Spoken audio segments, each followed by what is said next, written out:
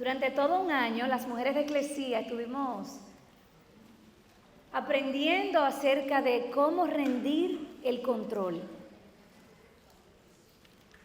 Y un año anterior a este, estuvimos durante todo un año aprendiendo cómo cultivar mejores hábitos.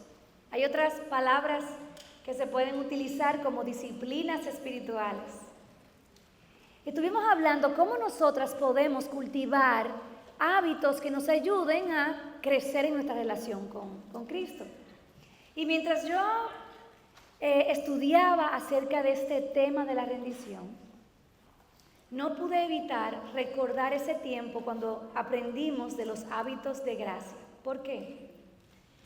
Porque una cosa es saber lo que tenemos que hacer y otra cosa es hacerlo. Ahora que se está acabando el año, podemos comenzar a pensar en nuevas resoluciones. El año que viene me voy a leer la Biblia completa. El año que viene voy a dejar de comer pan. El año que viene, yo vi algunas que pusieron ahí en el arco, yo rindo mi apetito. No vamos a mencionar nombres, ¿verdad? Podemos decir, y ahí estoy yo, terrible mal. Muchas de nosotras decimos, este es el año en que voy a hacer ejercicio. En fin, podemos irnos con la mente llena de la convicción de que tenemos que rendirnos al Señor, la convicción de que de verdad, tenemos que rendir esa actitud que creemos que somos como mamá luchonas, como dicen en México, como esas matronas, tenemos que rendir nuestro carácter al Señor. Sabemos lo que tenemos que hacer, pero no cambiamos. Vamos a perder estas horas juntas aquí. Vamos a perder todo este tiempo aquí. Si al final nos vamos con la cabeza inflada de lo que tenemos que hacer y cuando llega mañana, o mejor dicho, 5 minutos después que llegamos a la casa o en el carro que nos llaman, y no podemos rendirnos, no somos capaces de entregar. Entonces, estamos tan agradecidas con el pastor Moisés que nos dijo, mira el ejemplo de Cristo. Estamos agradecidas con Susi que nos dijo ayer, oye, ríndete a la Escritura. Ayer yo no podía evitar llorar y ser conmovida porque yo dijera, wow, si yo verdaderamente creyera que la Escritura es todo eso que esta mujer está diciendo, yo no hiciera otra cosa en el día que no fuera estar en la palabra, pero sabemos, pero no actuamos. Y hoy otra vez Susi nos dice cuál es la influencia de esa mujer que se rinde.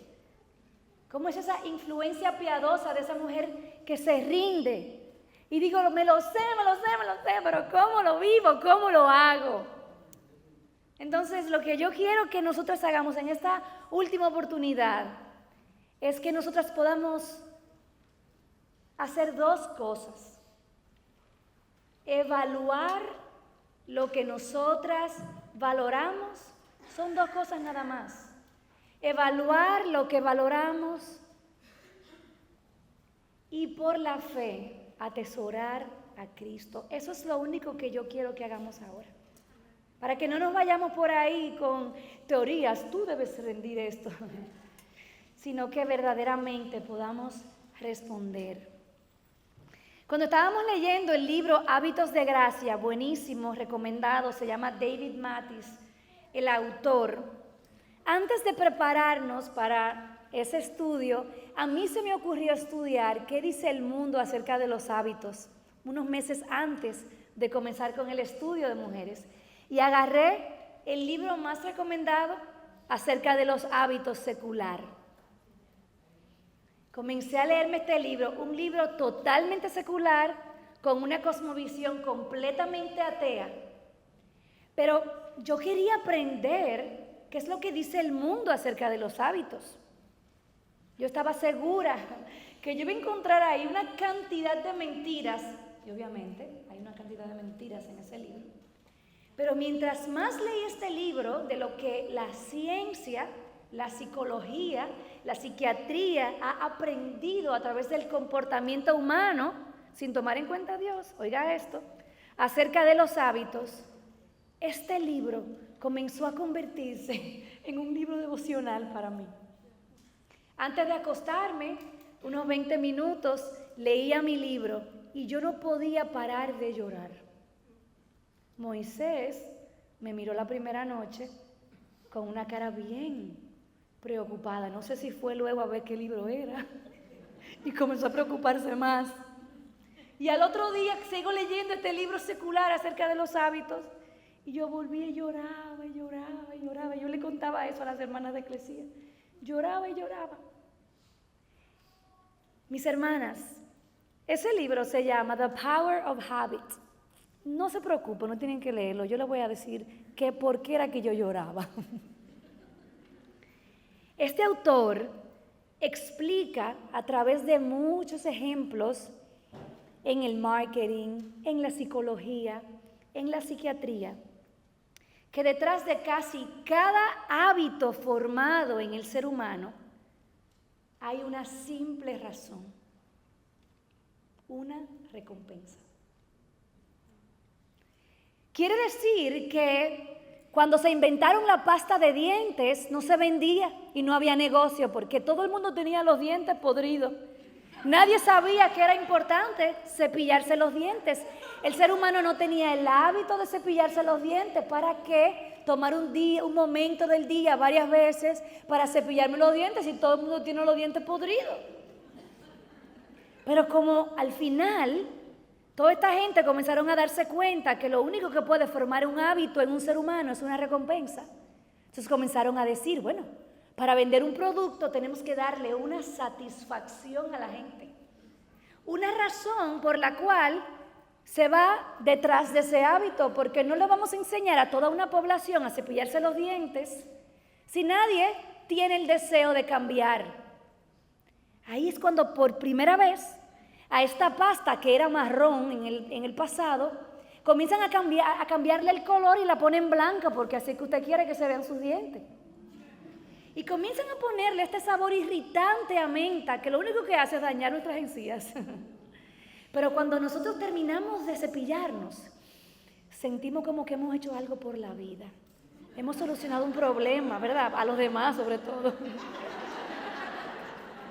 ¿Verdad que sí? Entonces, cada vez que nosotros nos cepillamos inconscientemente, estamos buscando este aliento fresco que se nos ha vendido en los comerciales y al final nos cepillamos más por el deseo de ese aliento fresco y por eso comemos chicle, ¿verdad que sí? Después de un cafecito. Más que por una profunda convicción de que quiero cuidar mis dientes. Es lo mismo que pasa cuando nos lavamos el cabello, que me frustra porque ahora los shampoos no tienen sulfato. Pero eso es lo que hace esa espuma tan rica que nos hace sentir como que nos lavamos la cabeza. Y de repente estamos actuando y la espuma comienza a salir y algo por fuera nos dice, tú estás haciendo algo bien.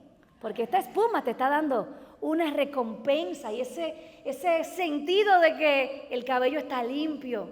No está limpio nada, usted le acaba de arrancar toda la grasa natural al cabello que necesita. Pero estamos detrás de una recompensa.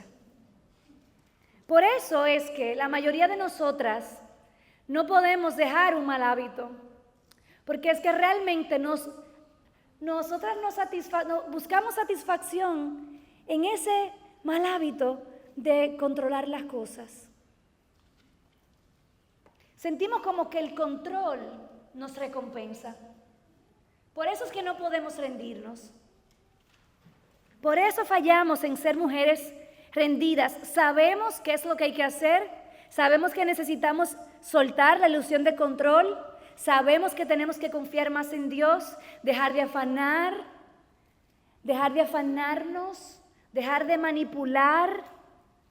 Pero seguimos intentando controlar, aferradas a una ilusión de control, porque el control parece recompensarnos. Me enfoco más en la conducta de mi hijo para arreglarla por fuera, para que los demás piensen que soy maravillosa, porque me satisface lo que la hermana piense de mí.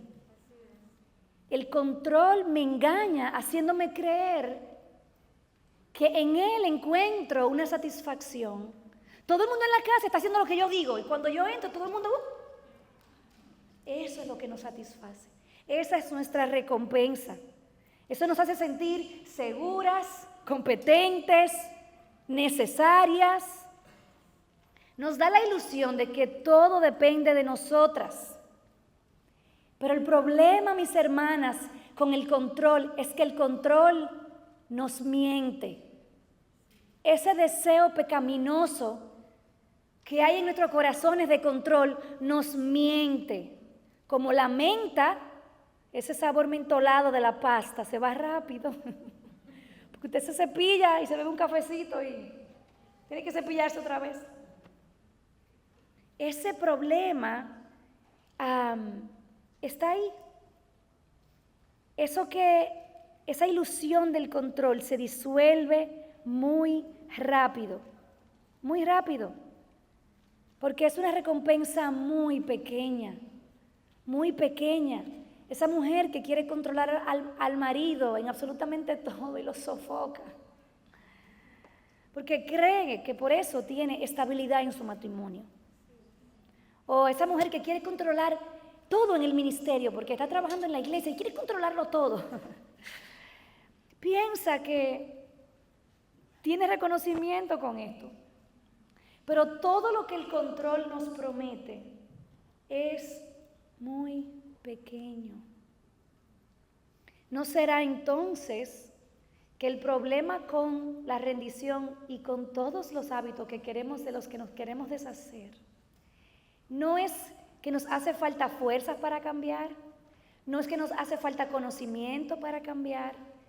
Probablemente lo que necesitamos sustituir es una recompensa que sea infinitamente gloriosa.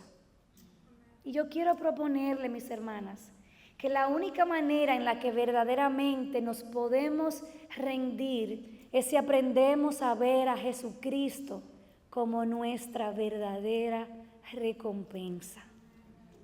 Eso es lo que Pablo entendió en Filipenses 3. Pablo no cambió porque Jesús ahí en el camino a Damasco le dio una nueva lista de reglas, una nueva rutina de lo que tiene que ver, cómo él tiene que responder a Dios. Él cambió porque él vio que Cristo tenía un valor infinito. Cuando Cristo lo deslumbró, literalmente porque se quedó ciego, su sistema de valores cambió. Todo lo que le parecía ganancia, entonces ahí él comenzó a ver que realmente era una pérdida, no solamente una pérdida, dice basura, porque había encontrado algo infinitamente más valioso: conocer a Cristo Jesús, su Señor. Y ahí, mis hermanas, es donde nosotras vamos a encontrar el camino a la verdadera rendición.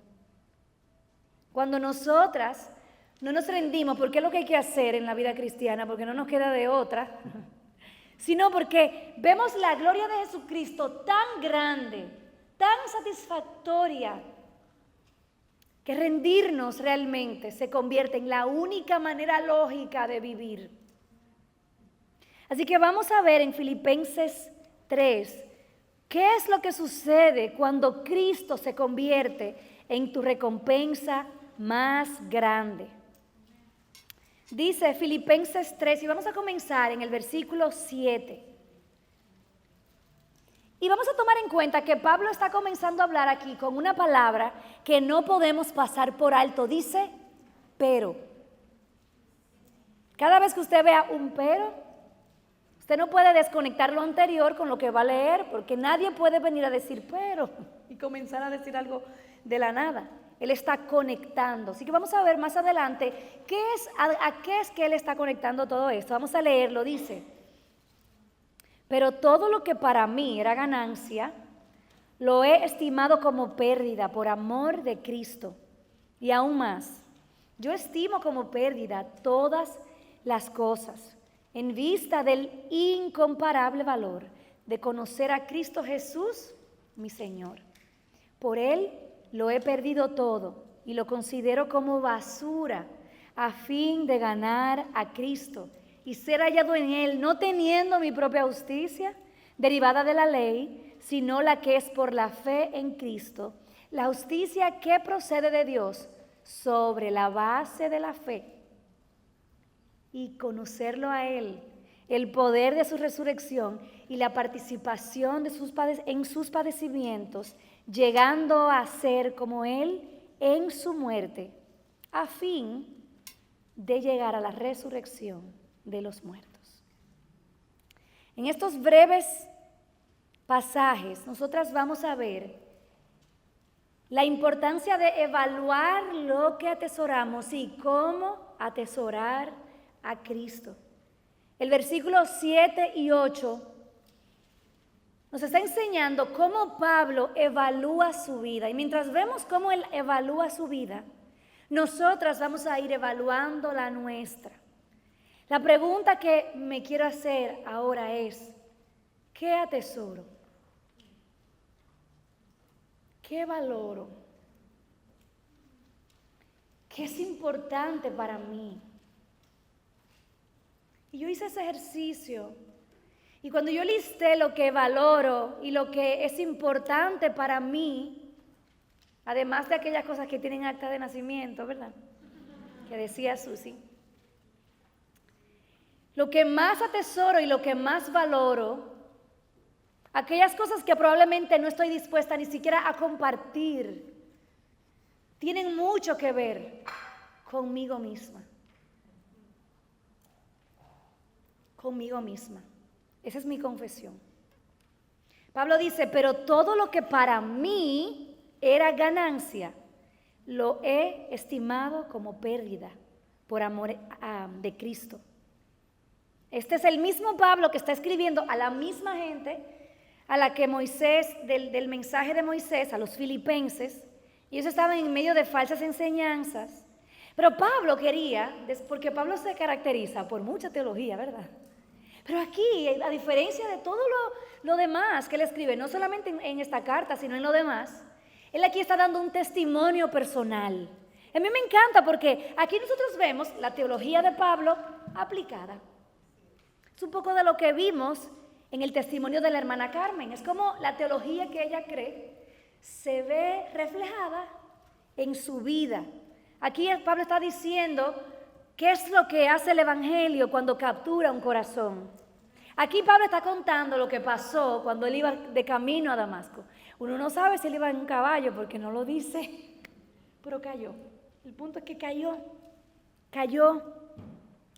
Y cuando cayó allí y tuvo un encuentro con Cristo, el solo tener un encuentro con Cristo y ver la gloria de Cristo delante de él, fue suficiente para que él se diera cuenta que toda la valoración de su mundo estaba incorrecta. Y yo me identifico mucho con Pablo, lo único que fue, yo fui más lenta. Porque conocí a Cristo muy joven en mi vida y no fue hasta ser una adulta, ya casada, que yo pude abrir mis ojos a esta gloria tan grande y todavía sigo creciendo allí. Y Pablo me da esperanza y a ti también. Todo el sistema de valoración de Pablo cuando tuvo un encuentro con Cristo fue transformado. Y eso es lo que yo quisiera que sucediera aquí hoy. Que nosotras todas nos vayamos pensando, ay, probablemente la manera como yo valoro mi vida no es correcta. Y la única forma en la que voy a ver mi vida de manera correcta es si me acerco a contemplar, como decía Susi, como por un espejo la gloria de Cristo para poder evaluar mi vida correctamente. San Agustín decía, y me encanta esa frase, me encanta, porque él decía, la conversión o la religión, pero digamos la conversión no es más que el reordenamiento de nuestros amores, el reordenamiento de nuestros afectos. Y eso es lo que el Evangelio hace en nuestras vidas. Eso es lo que hace Cristo en nuestras vidas. Entre creyentes no hay una cosa, como no es que ya yo soy así, ya Dios no puede con eso. Usted tiene que evaluar su fe. O probablemente usted no ha visto la gloria de Cristo todavía. Porque cuando nosotras vemos cuáles son las prioridades de Dios y lo que Dios valora, nosotras no tenemos otra alternativa que reordenar nuestros amores. Cuando Cristo captura un corazón, ordena sus pasiones, sus prioridades, sus ambiciones. No es que no tenemos prioridades, no es que no tenemos ambiciones, no es que no tenemos amores, es que Cristo las ordena. A mí me encanta porque cuando Pablo está diciendo aquí, en el versículo 7, todo lo que para mí era ganancia, yo lo he estimado como pérdida. Aquí le está hablando en pasado, lo que era una ganancia. Le está hablando del Saulo que él era. ¿Cuál era su ganancia? ¿Cuál era su valor? ¿Dónde se encontraba su seguridad? Y nosotros lo sabemos porque está en los versículos anteriores, en su estatus, sus privilegios, el respeto que podía tener por que él era un religioso eminente, por su posición, sus logros, sus apariencias, su sentido de justicia, porque de todos él era el mejor. Pero hubo un tiempo que Pablo no veía de esta manera. En el pasado, lo que hoy él consideraba, lo que ahora él consideraba como pérdida, era su ganancia. Él veía todo al revés. Él era un judío por excelencia, heredero según el pacto, según la carne del pacto y las promesas de Dios. Miren cómo lo dicen los versículos anteriores. Circuncidado a los 8 días de nacer. O sea, los papás de Pablo, de Saulo. Correcto. Del linaje de Israel, no como las demás naciones. Después del linaje de Israel, de la tribu de Benjamín. Hebreo de hebreos. En cuanto a la ley, lo más meticuloso. Fariseo. Hoy lo vemos como algo negativo, pero este grupo de gente lo que estaban era tratando de mantener la ley lo más pura posible. Dice, en cuanto al celo, dice, perseguidor de la iglesia. O sea, él estaba dispuesto a erradicar a aquel hombre que se llamaba Mesías por su celo a lo que él entendía que era correcto. En cuanto a la justicia de la ley, y esto es algo increíble, hallado irreprensible. O sea, este hombre vivía una vida de mucha carga. Este hombre estaba muy cargado porque él estaba viviendo de una manera irreprensible. En otras palabras, él estaba viviendo de una manera que en su mente, cuando Dios lo viera, dijera, ese es digno. Al punto de que en su celo religioso, él estaba dispuesto a perseguir a quienes se identificaban con ese tal Mesías. En su mente, como ese hereje, ¿verdad? Pero había un problema.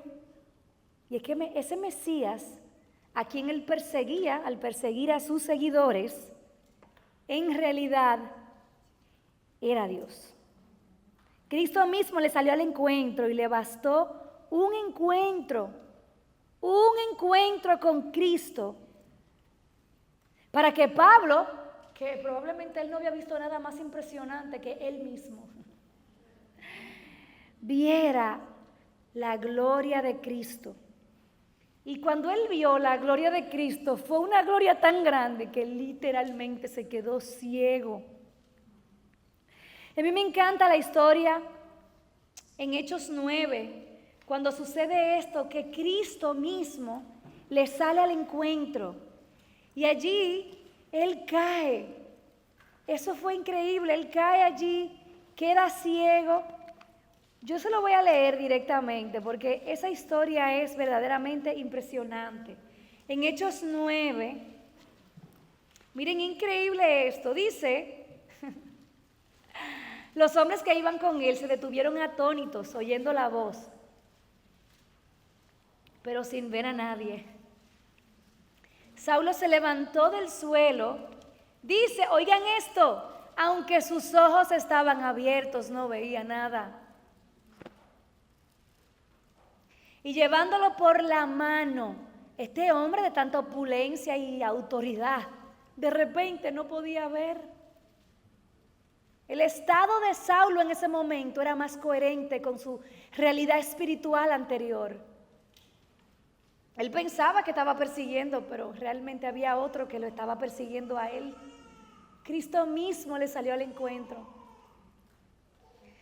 Y dice, lo trajeron a Damasco y estuvo 3 días sin ver, no comió ni bebió. Lo cual me parece el estado correcto de una persona que reconoce que está en una condición terrible. Yo pensaba que veía, yo pensaba que sabía, yo pensaba que podía, yo pensaba que controlaba, yo pensaba que tenía autoridad, yo pensaba que podía llevarme el mundo por encima, yo pensaba que era empoderado, yo pensaba que yo tenía el endoso de Dios, pero yo no veo nada. Yo no puedo hacer nada, yo necesito un rescate, yo no puedo comer, yo no puedo beber, yo estoy aquí en una miseria.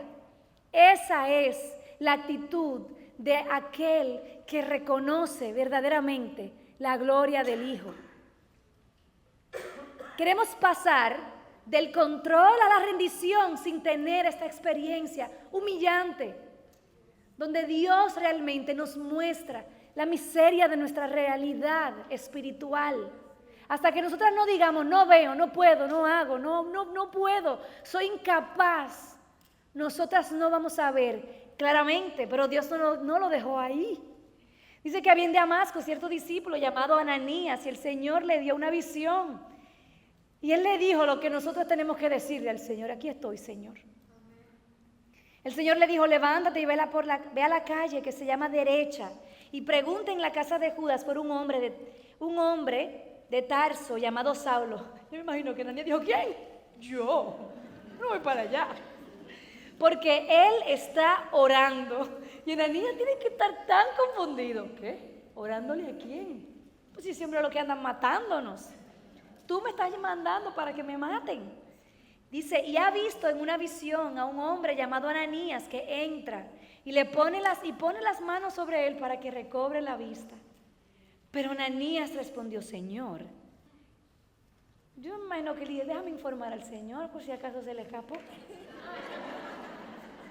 Señor, he oído de muchos acerca de este hombre, cuánto mal ha hecho a tus santos en Jerusalén. Y aquí tiene autoridad de los principales sacerdotes para prender a todos los que invocan tu nombre.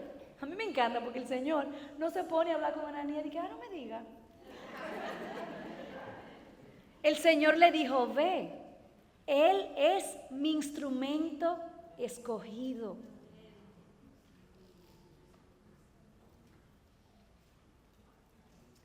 Y yo quisiera que eso se asiente en tu corazón, porque probablemente aquí hay una mujer que sabe lo difícil que ella misma es.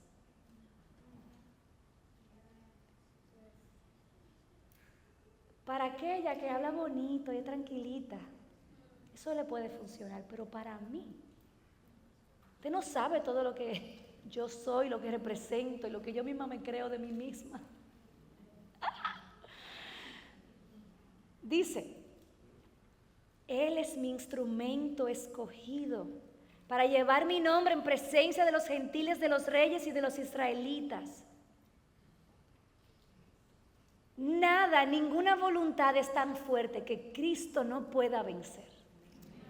Y eso es lo que tú tienes que creer, que no eres tan fuerte como tú crees, que no eres tan fuerte como tú crees. Cristo vence toda voluntad.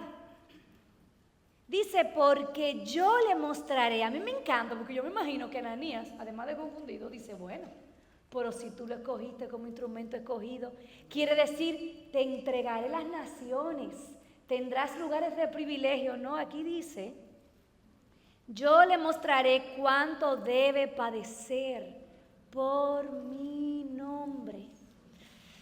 Ananías fue y entró a la casa, qué obediente. Le costó su vida en su mente, ¿verdad? Después de poner las manos sobre él. Estamos hablando de un hombre que utilizaba su poder para matar a las personas como Ananías. Y aquí vemos al que estaba en exaltación, humillado. Y al que estaba humillado, orando por Pablo, por Saulo.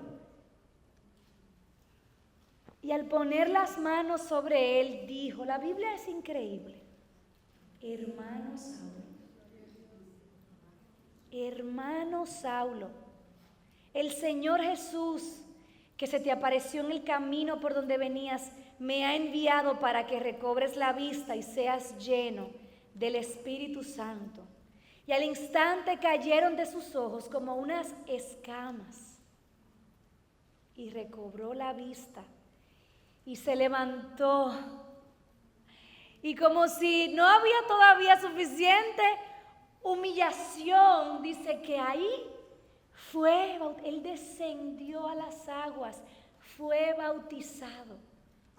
Eso es el bautismo, esa señal pública de que descendemos y morimos con Cristo y somos levantados con Él. Y ya luego, gracias a Dios, tomó alimento y comió. Y recobró fuerzas, dice aquí.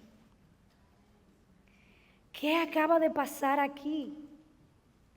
Ananías ora para que él recobre la vista, para que reciba el Espíritu Santo, y escamas caen, como escamas caen de sus ojos.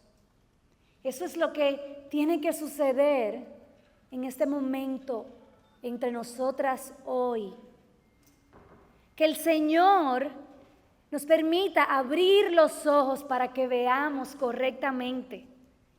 Y que esas escamas de incredulidad caigan de nuestros ojos, para que cuando volteemos y miremos la realidad de nuestra vida, la realidad de nuestra casa, el lunes por la mañana, el marido que Dios nos dio, los hijos que Dios nos dio, el salario que Dios nos dio o le dio al marido, podamos ver las cosas con una apreciación correcta. Me encanta porque a partir de ese momento, lo que él era, lo que él creía, lo que él valoraba, de repente él pudo verlo correctamente. Y él se dio cuenta que él tenía que despojarse de todo sistema falso de seguridad, de toda religión, de todo lo que él había usado para construir su identidad. Me encanta porque esa es la actitud de una persona que ha sido encontrado por Cristo.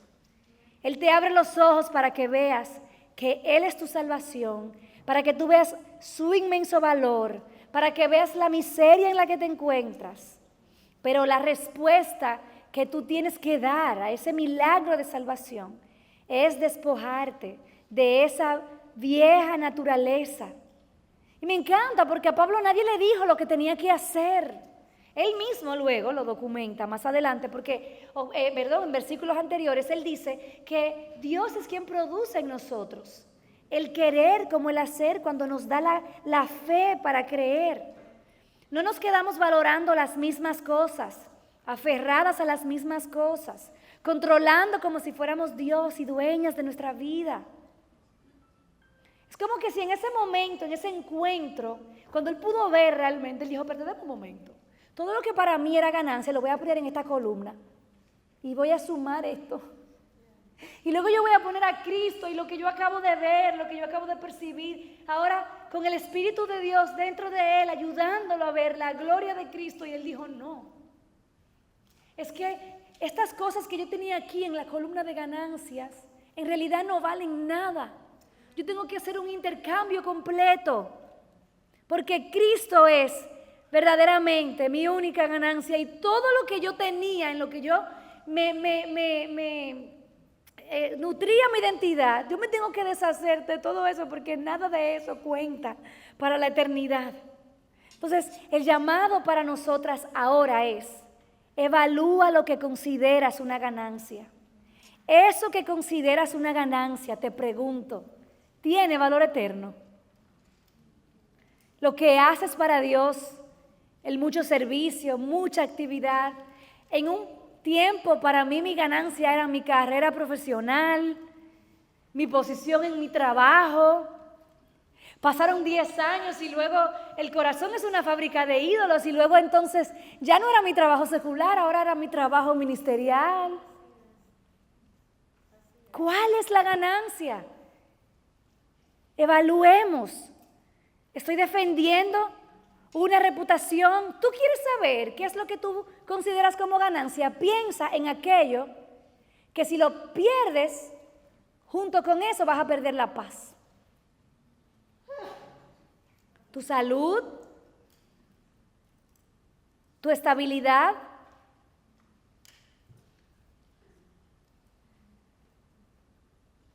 Desechemos todo aquello con lo que intentamos construir nuestra identidad, porque no vale la pena aferrarse a algo que no tiene valor cuando tenemos en vista a Cristo.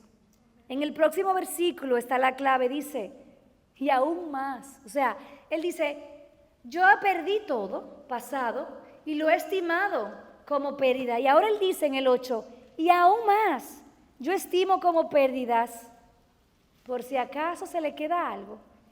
Todas las cosas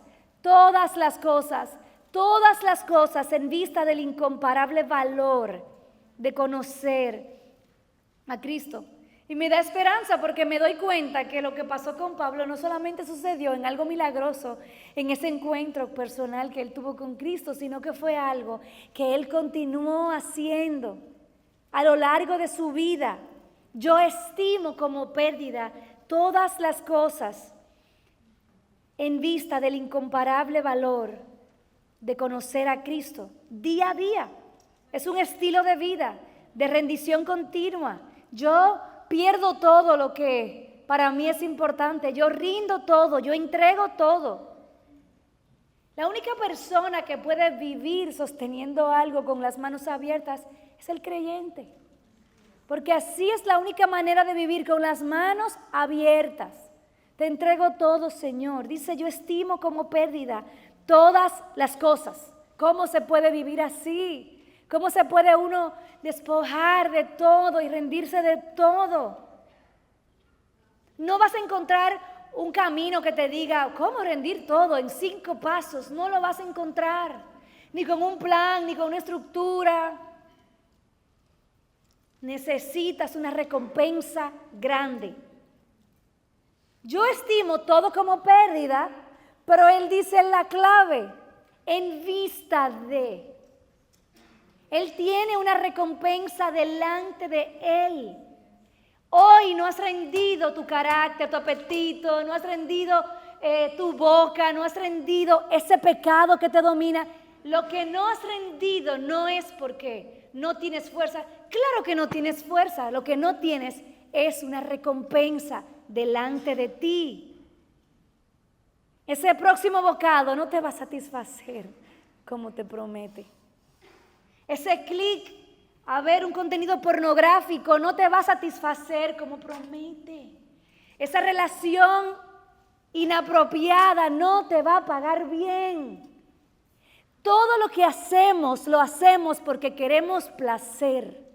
Todo lo que hacemos, lo hacemos porque queremos una recompensa. Si no, pregúnteme. Esos 5 minutos que me quiero quedar en la cama.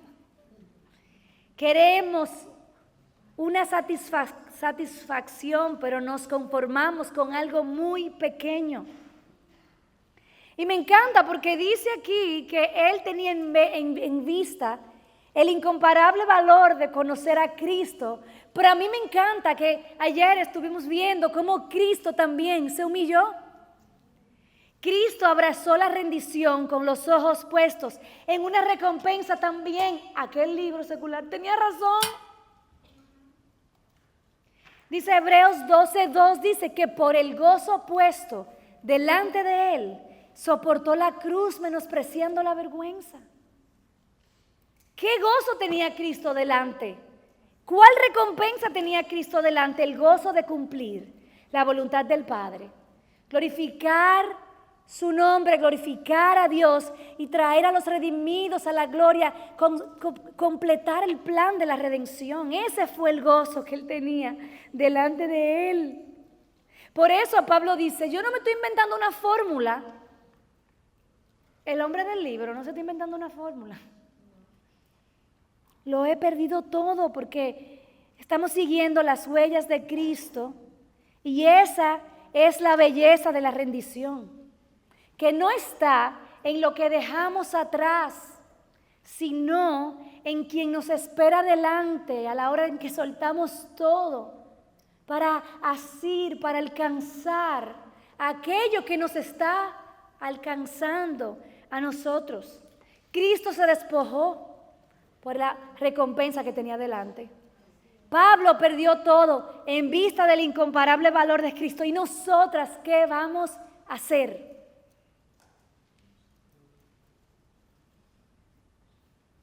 Entonces la oración probablemente no es ayúdame a rendirme, es ayúdame a ver correctamente. Porque si viéramos correctamente nos rendiríamos porque esa es la respuesta lógica. Como decía Susi, necesito una recompensa más grande. Tu ambición, tu pasión, tu amor, ese amor por tu pecado es muy pequeño. Tú eres muy pequeñita, tu amor propio es muy pequeño. No te satisface. Y no cambies algo tan pequeño por una gloria tan grande. Dice, lo he perdido todo y lo considero como basura, estiércol. A fin, ¿qué quiere decir? Con el propósito, aquí está el propósito de ganar a Cristo. Y aquí Pablo no está diciendo, yo doy todo por perdido, como a mí que se me pierde todo. Yo no me puedo jactar en eso porque se me perdió. Aquí dice, yo activamente lo tiro a la basura, lo pierdo. Alguien que tira algo al basurero.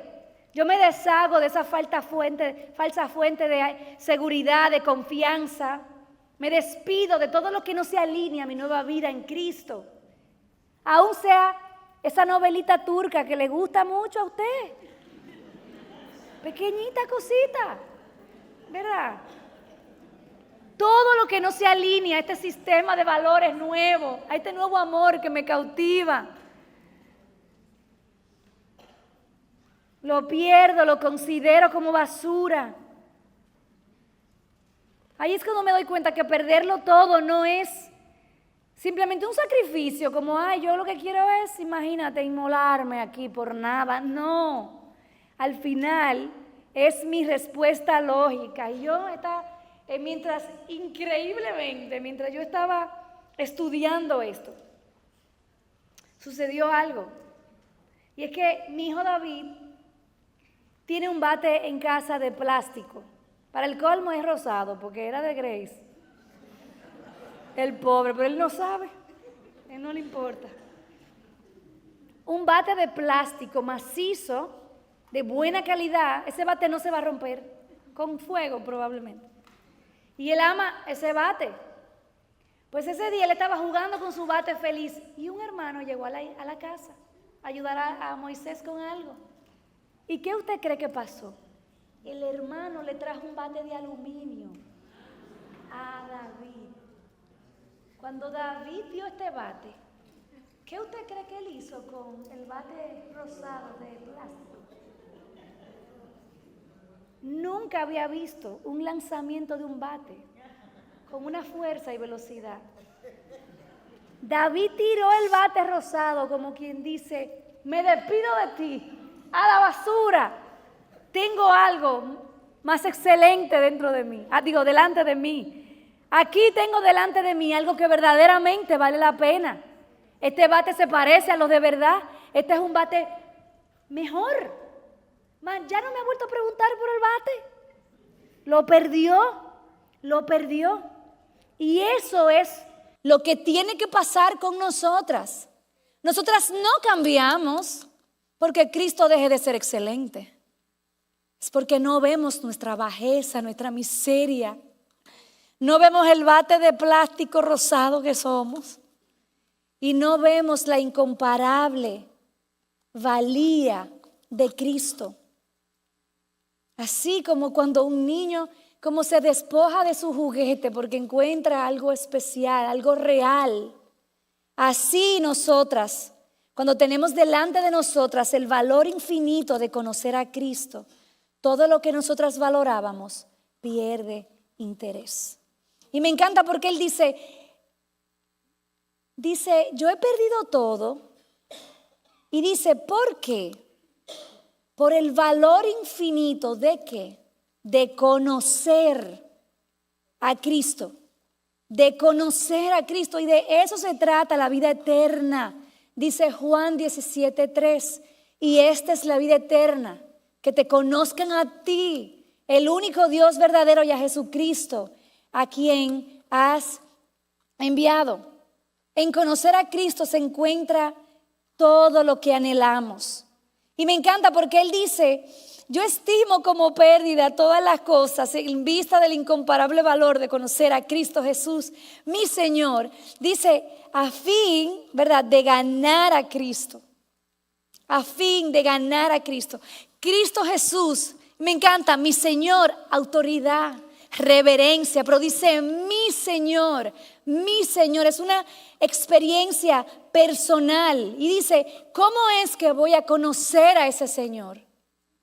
Los versículos del 9 al 11 nos dan la clave.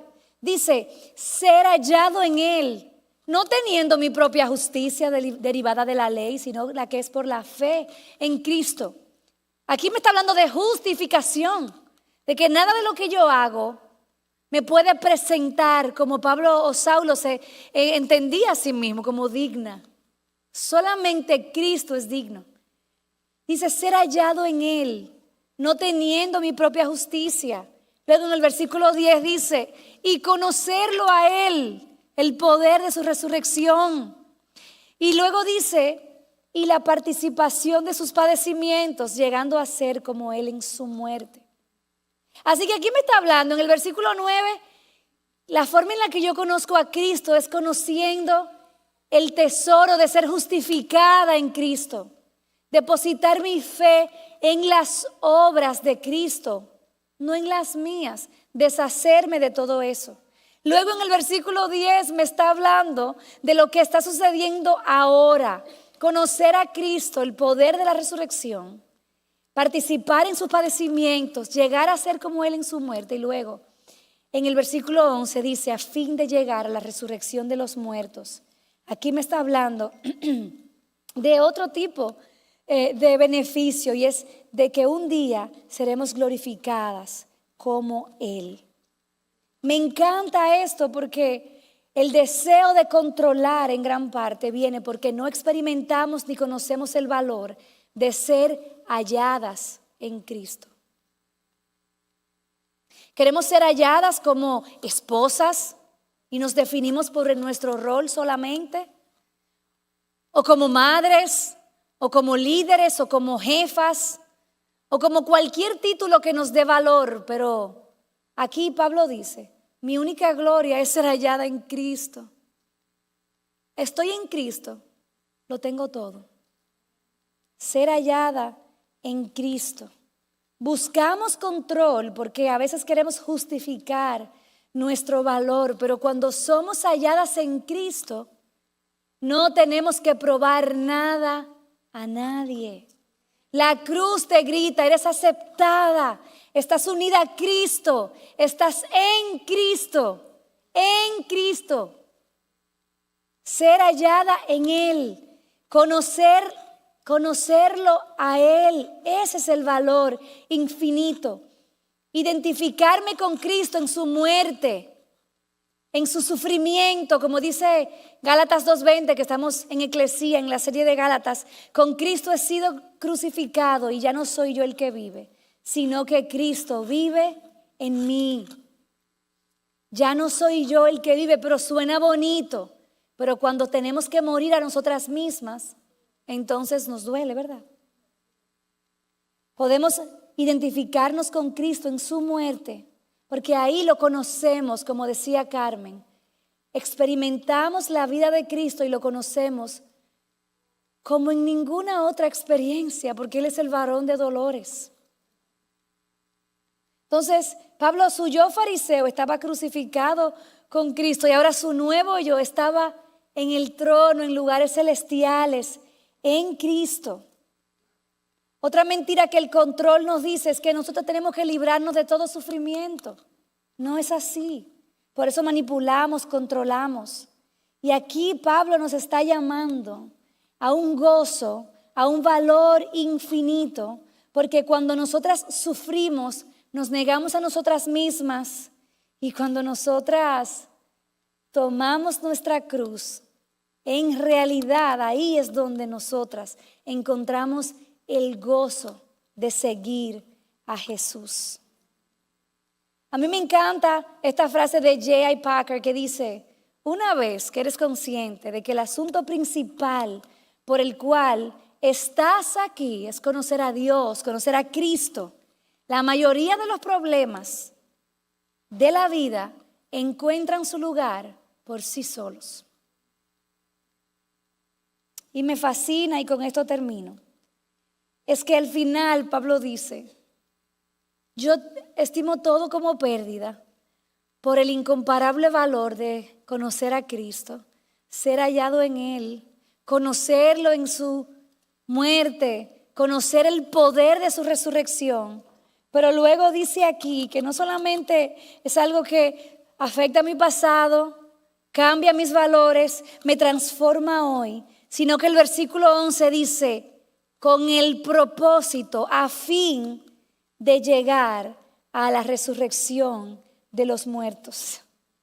¿Por qué lo pierdo todo? ¿Por qué lo rindo todo? ¿Por qué no me aferro a nada? Es que llegará un día en el que mi fe se traducirá en vista.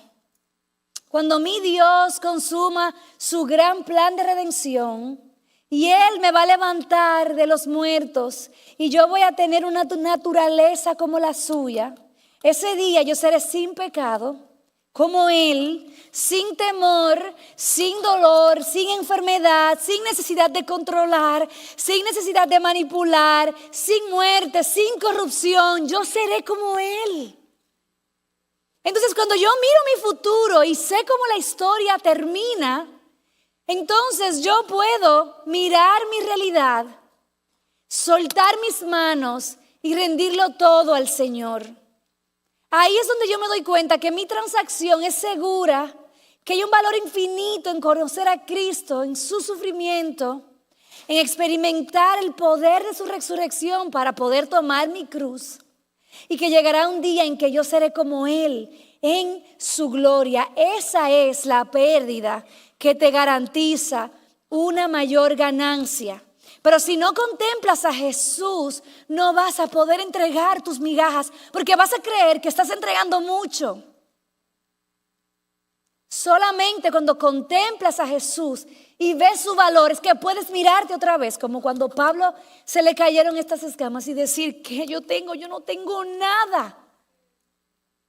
Yo lo entrego todo. ¿Qué es lo que tengo que perder? Un argumento. ¿Qué es lo que tengo que perder? Que mi esposo tome una decisión según lo que él entiende en su liderazgo y que nos vaya mal. ¿Dónde estoy glorificando más a Cristo? Porque es que tenemos que tener el argumento ganado. Porque es que tenemos que pensar que tenemos que controlarlo todo. Porque es que tenemos que pensar que si nosotras no estamos siendo la voz cantante, el mundo se va a acabar. Usted se va a acabar primero. Yo también. Entonces, a menos que quitemos nuestra mirada de los tesoros de cartón, comenzando con nosotras mismas, no vamos a ver claramente el tesoro que es Cristo. Cristo, mis hermanas. El pastor John Piper, una vez hace muchos años, ni siquiera recuerdo dónde, pero esa frase se quedó en mi corazón. Él decía: piérdelo antes de que lo pierdas. Piérdelo tú. Piérdelo tú. Pierde esa resistencia porque tu orgullo es muy grande. Piérdelo, pierde todo lo que valoras, así sea la aprobación de la gente, la juventud, el deseo de controlar. Piérdelo. Piérdelo porque cuando lo pierdas ya lo vas a haber perdido y vas a tener en tus manos el tesoro que es Cristo. Mis amadas, quiero dejarlas con esta pregunta. Si yo vuelvo atrás y le digo, Pablo, dime un poquito más. Dime la verdad, ¿cómo fue que rendiste todo? Probablemente él me hubiese respondido en los versículos siguientes. En el capítulo 3, versículo 13. Él a lo mejor me diría, Betsy, la única forma en la que yo vivo la belleza de la rendición es haciendo una cosa, olvidando lo que queda atrás, extendiéndome lo que está delante, prosigo a la meta para obtener el premio del supremo llamamiento de Dios en Cristo Jesús. Rinde todo, mi hermana, porque Cristo es tu recompensa. La belleza de la rendición es conocer a Cristo. Rendirse es perderlo todo en vista del valor de Cristo. Entonces, es ganarlo todo. Rendirnos a Él, mis hermanas, es verdadera libertad. ¿Quieres cambiar? ¿Quieres rendirte? Contempla y considera a Cristo. Él es tu recompensa. Que el Señor les bendiga.